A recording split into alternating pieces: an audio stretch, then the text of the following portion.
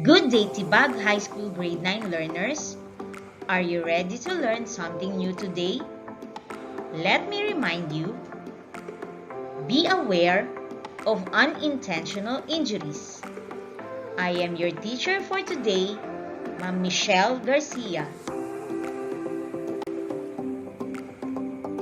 At the end of this lesson, you are expected to, number 1, demonstrate the conduct of primary and secondary survey of the victim.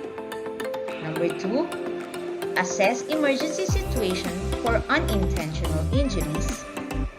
Number 3, explain the principle of wound dressing. And 4, discuss appropriate bandaging techniques for unintentional injuries. Be ready! Get your learning activity sheets in HEALTH9, Quarter 3, Weeks 1 to 3. Before we start today's lesson, I want you to look at the pictures and guess what these pictures have in common. Observe and look at the pictures carefully.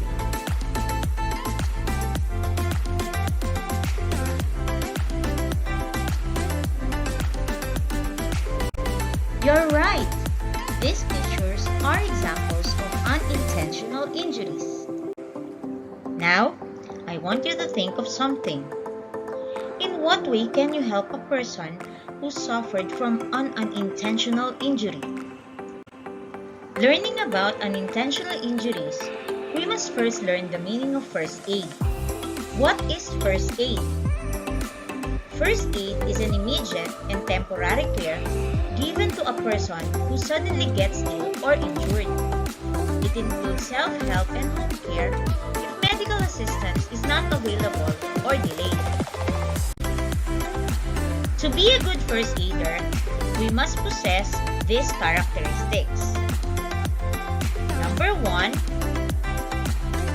a good first aider must be gentle.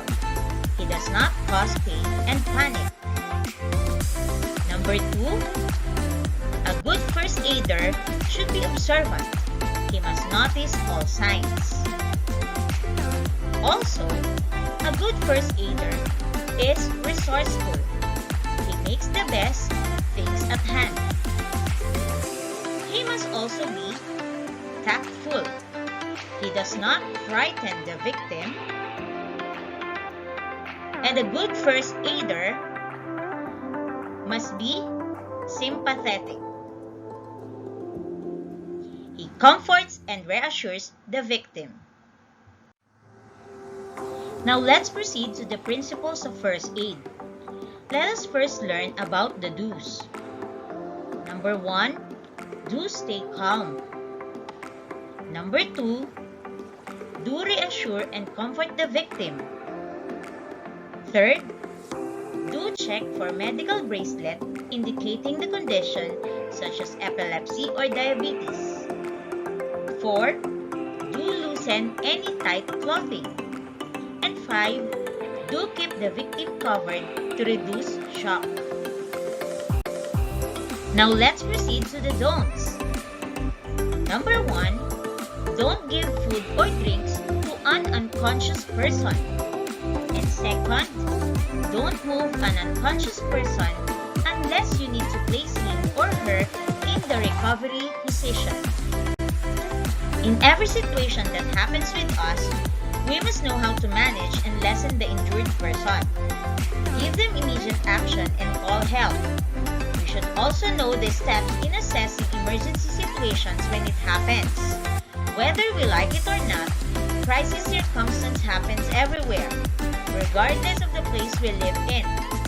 Sometimes, it isn't our responsibility to assist those around us, but still, there are steps that we can take that can help us to offer assistance to guarantee our security and the security of those around us. These are the steps in assessing emergency situations. Number 1, is anyone in danger? If yes, can the danger be easily managed? If it cannot, call for emergency help and protect the scene. Number 2, move to the quietest victim. Gently shake the shoulders and ask a question. Hey, are you okay? If there is no response, check the airway.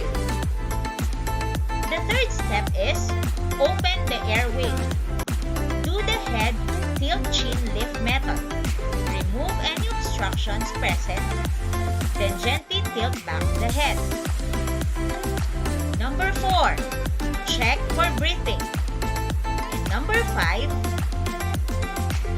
look for signs of circulations.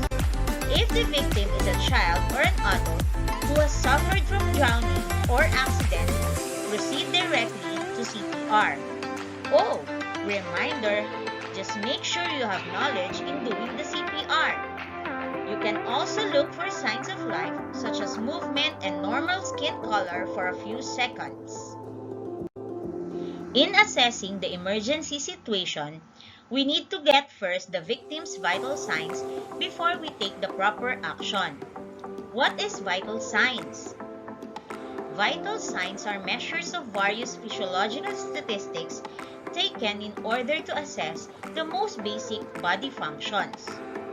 The act of taking vital signs normally entails recording of body temperature, pulse rate or heart rate, blood pressure, and respiratory rate.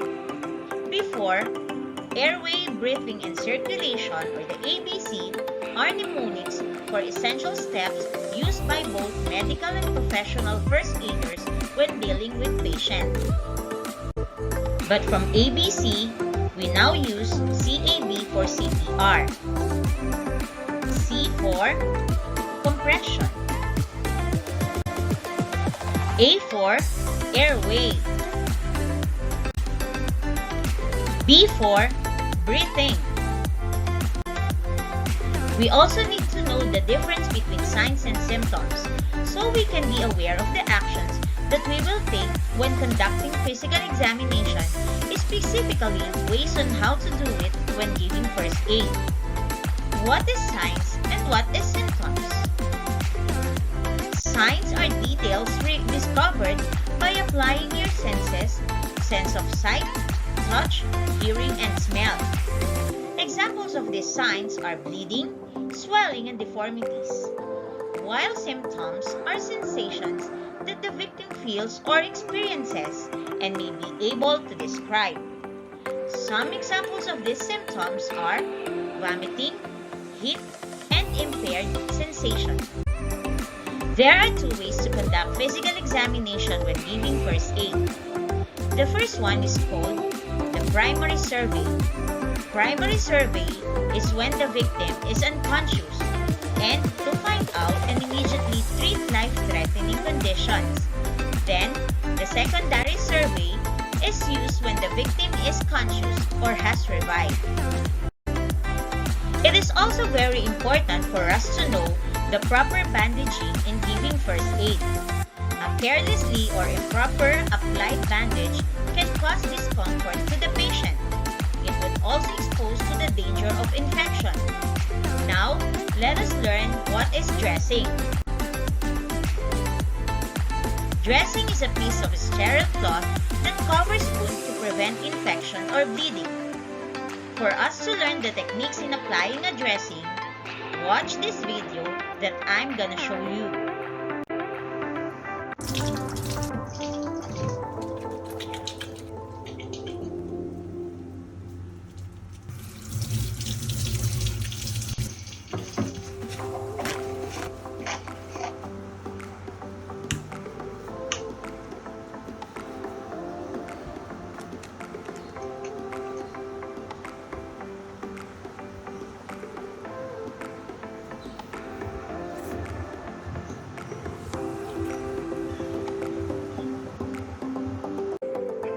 Now let's proceed to the meaning of bandages.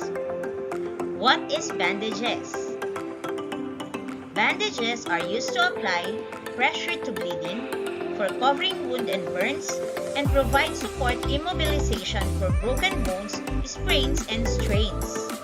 There are three main types of bandages, namely the triangular, ace, and tubular. Now, let us know what is wounds. A wound is a break in the continuity of a tissue in the body. It may be closed in which there is a break or damage in the skin.